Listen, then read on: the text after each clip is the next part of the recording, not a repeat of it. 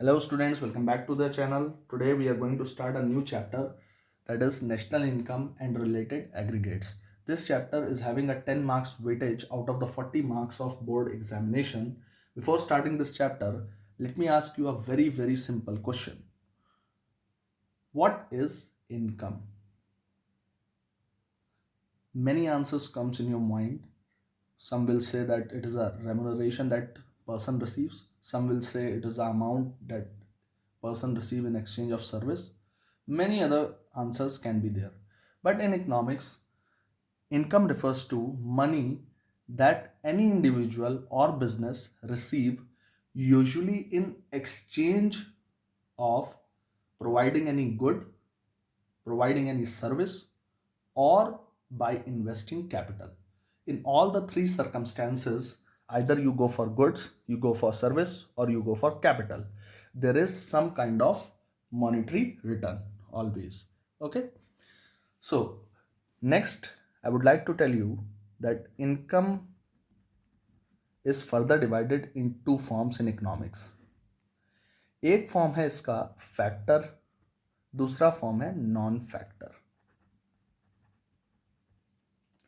Factor income आपने कई बार ये वर्ड सुन लिया है पिछले दो चैप्टर्स में भी.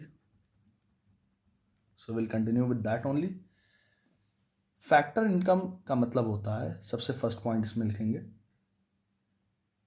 It refers to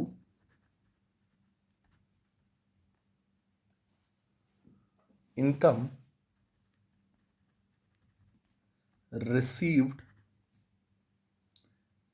by factors of production. ऐसी इनकम जो फैक्टर्स ऑफ प्रोडक्शन को रिसीव हो. अब फैक्टर्स ऑफ प्रोडक्शन क्या है ये आप सब जानते हैं बहुत ही क्लियरली. और ये फैक्टर्स ऑफ प्रोडक्शन कौन ऑफर करता है? हाउस होल्ड सेक्टर ऑफर करता है. सिंपल, अपनी सर्विस को रेंडर करता है, और जब वो अपनी सर्विस को रेंडर करता है तो इन रिटर्न उसको फैक्टर पेमेंट मिलता है फ्रॉम द प्रोड्यूसर, जिसको वो अपने लिए फैक्टर इनकम कंसिडर करता है सिंपली. तो it refers to income received by factors of production for rendering factor services in the process of production. तो जब वो प्रोसेस ऑफ प्रोडक्शन में अपनी सर्विस रेंडर करता है तो उसको जो इनकम जनरेट होती है that is called factor income. Okay. Second, non factor क्या इनकम क्या होती है? पहले तो नॉन फैक्टर इनकम का एक और नाम होता है, इसको हम ट्रांसफर इनकम के तौर पे भी कहते हैं. ट्रांसफर इनकम, ठीक, जो डायरेक्टली ट्रांसफर की जाए. ठीक. अच्छा, ये कैसी इनकम होती है? ये इनकम है, it refers to income received without rendering any factor service और प्रोडक्टिव सर्विस इन रिटर्न. यानी ऐसी इनकम जिसमें हम कोई भी सर्विस रेंडर नहीं करते हैं. ठीक है, कोई प्रोडक्टिव सर्विस नहीं, कोई फैक्टर सर्विस हम रेंडर नहीं करते हैं, लेकिन फिर भी ये इनकम हमें जनरेट होती है. सर ऐसी कौन सी इनकम है जो बिना मेहनत किए मिल जाए? भाई आप लोग स्टूडेंट्स हैं, आप फ्यूचर में अच्छी अच्छी यूनिवर्सिटीज़ में जाएंगे, यू विल गेट स्कॉलरशिप. अब स्कॉलरशिप के लिए क्या मेहनत की आपने? In reality if you see, that is only a honorary amount you are getting for studying abroad or for studying in India, anything given by the government. So there is no service rendered by you to the government. It is just free. So this is a transfer income. Okay. See, always remember. Now, second point we'll understand. See, factor incomes, they are known as earned income. क्योंकि कमाई हुई जाती हैं, ठीक है। तो इसीलिए कमाने वाली मतलब अर्नड इनकम है, और दे आर अनअर्नड। कमाई तो जाती नहीं है, फ्री में मिल रही है, चैरिटी के फॉर्म में मिल रही है, डोनेशन के फॉर्म में मिल रही है, स्कॉलरशिप के फॉर्म में मिल रही है, that's why it is called earned unearned income, ठीक। Second, it is bilateral. When I say bilateral, इसका मतलब कि जब आप फैक्टर सर्विस ऑफर करते हो तभी उधर से कोई फैक्टर पेमेंट आता है। जब house hold factor service offer करता है तो प्रोड्यूसर या फर्म बदले में फैक्टर पेमेंट करती है, जो उसके लिए एक तरीके की फैक्टर इनकम काउंट होती है, ठीक। लेकिन इस केस में बाइलेटरल नहीं होता, इट इज यूनिलेटरल। इसीलिए इस इनकम को हम यूनिलेटरल ट्रांसफर भी कहते हैं, क्योंकि यहाँ पे वन साइडेड ही है। आपने कुछ नहीं ऑफर किया, लेकिन उसके बावजूद आपको you are getting some kind of income. Clear? Next, अब सिंपल सी बात है, अगर मैं आपसे पूछूं यहाँ पे एक कंसेप्ट कि नेशनल इनकम कैलकुलेट करने के लिए क्या होगा, फैक्टर इनकम आप लेंगे इकोनॉमी की या ट्रांसफर इनकम लेंगे?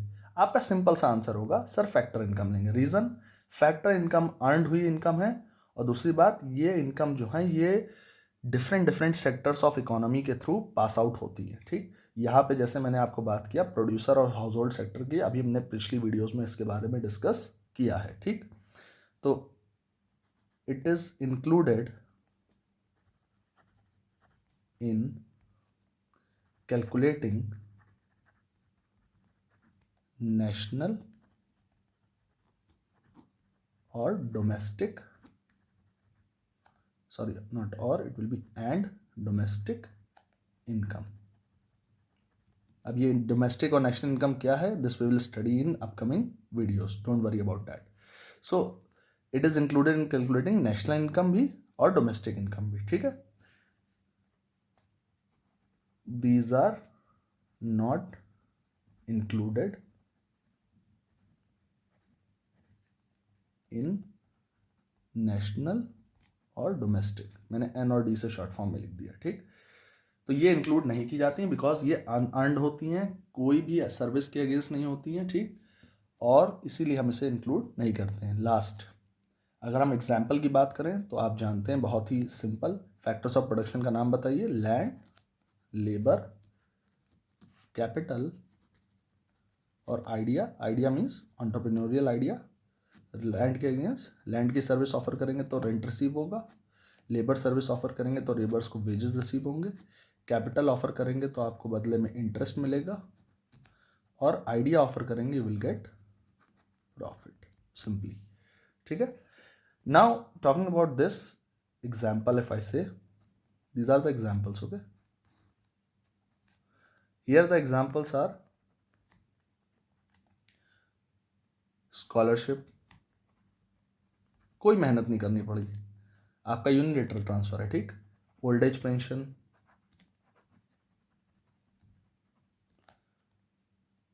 ठीक है, चैरिटी, डोनेशंस एट्सेट्रा, ये सारी की सारी वो इनकम्स हैं जो अनअर्नड है ट्रांसफर इनकम के फॉर्म में, ठीक है। So in hope you got the concept of income. This is whole of the concept of income in economics. तो इतना बड़ा सिर्फ आपका कंसेप्ट है कि इनकम क्या होती है। अभी नेशनल इनकम, डोमेस्टिक इनकम, उसके related aggregates, aggregates means sum of summations, इसकी तो बात ही नहीं की मैंने। I am only talking about what is income in economics and what are its two types. One in macroeconomics, one is factor income and other is non-factor income. Let me focus it.